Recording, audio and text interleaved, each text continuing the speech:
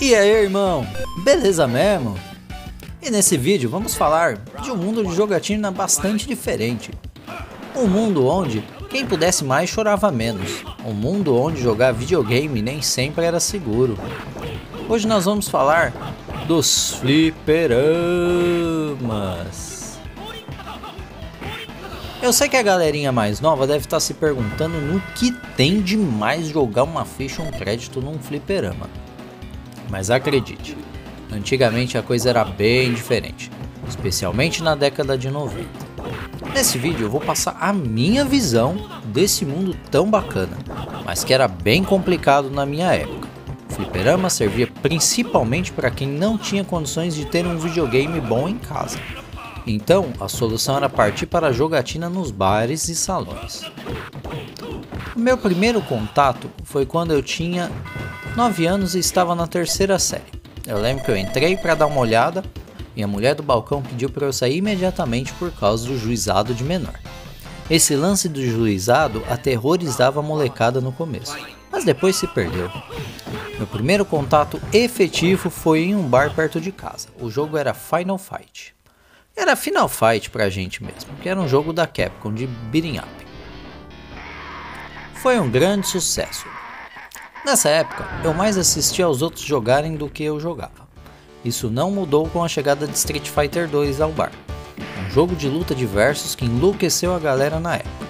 E é nesse período que começam as regras e gírias nos fliperamas. A primeira que me lembro é que você não podia bater no adversário tonto. Quando acontecia de alguém quebrar a regra, dava uma confusão danada. Outra que era bastante discutida era de poder entrar para jogar de dois. Se chamava entrar contra. Muitos não deixavam, mas às vezes ouvia respostas como: a máquina é para dois, e o cara entrava contra. Às vezes o que perdeu desligava a máquina em protesto daquele que entrou sem autorização. E o que ganhou dele, claro, e lógico que isso não dava bem no final.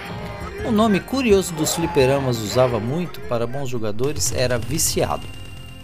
Quando o cara jogava demais, os caras falavam: fulano é mó vício.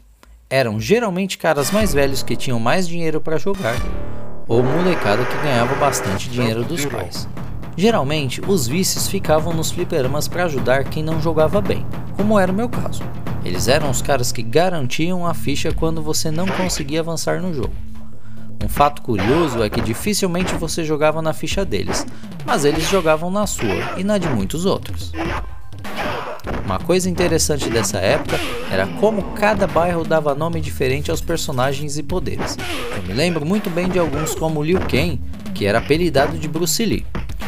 Raiden era o Raiden, Hanzo do Road Heroes era o Ryu, o Dante do Final Fight era chamado de Xuxão. Os personagens gordos eram gordão mesmo. Terminar o jogo também mudava de nome de região para região. No meu bairro era Salvar, mas em alguns lugares era Fechar mesmo. Existiam também muitas lendas criadas por jogadores. No Final Fight, a lenda era de poder escolher para jogar as vilãs Poison e Roxy. No Mortal Kombat 1 era de jogar com Goro ou Shang Tsung. No King of Fighters 95 era de jogar com as secretárias do Rugal. Apesar de eu nunca ter visto nada disso acontecendo, tinha gente que jurava ser verdade e que já tinha até visto. Uma característica marcante dos fliperamas eram os levels dos jogos. O dono do bar, que alugava a máquina, pedia para colocar dificuldade no máximo, que era para o cara não ficar muito tempo na máquina mesmo. Isso adiantava por um tempo, mas logo os vícios dominavam a máquina e terminavam o jogo. Uma coisa que me lembro muito bem era quando o pessoal, ou até mesmo eu, batia na máquina para dar crédito, ou quando a ficha era engolida. Esse lance de engolir ficha era muito comum, e nem sempre o dono do fliperama dava outra. Controles ruins e botões falhando faziam parte do cotidiano dos jogadores, assim como o posicionamento dos golpes como chute forte, chute fraco, soco forte, soco fraco. Nessa época os fliperamas viviam lotados. Mesmo os bares que só possuíam uma máquina enchiam de molecadas loucas para jogarem ou mesmo só para assistirem, como era de novo o meu caso.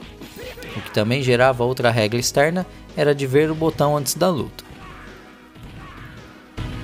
Às vezes saía treta. Quando o cara jogava muito bem e arrebentava o adversário sem chance, Ele era chamado de apelão, e nem sempre o cara que perdia gostava dessa situação.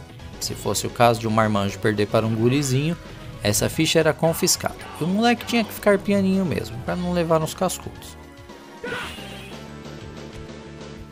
Mesmo com toda essa hostilidade e regras externas, eu sinto muita falta dos fliperamas, especialmente a época em que fiquei mais velho e tive mais dinheiro para jogar.